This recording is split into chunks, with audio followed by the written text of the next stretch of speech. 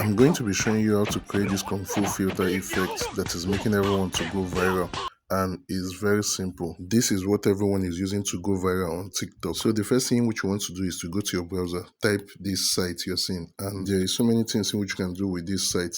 This site brings picture or video back to life. So many filter effects which you can use for your videos. So now the first thing which you want to do is to create an account. Once you're done creating an account, this is what you do. Then you click on the plus sign, which is here.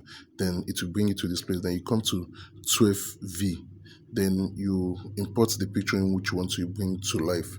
If it is picture in which you want to use, I have selected this picture. So we'll type this prompt that will make it to come to life. Then we want to type these three people fighting kung fu. It all depends on whatsoever in which you want these images to do. They are going to do it.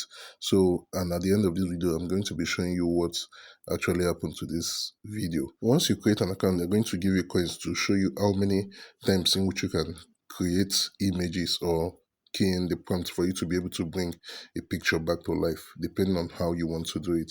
So now after typing this thing, then the next thing you have to do is to click on create. Then you wait for this AI site to create all this. Then you can see my coins is left with 30.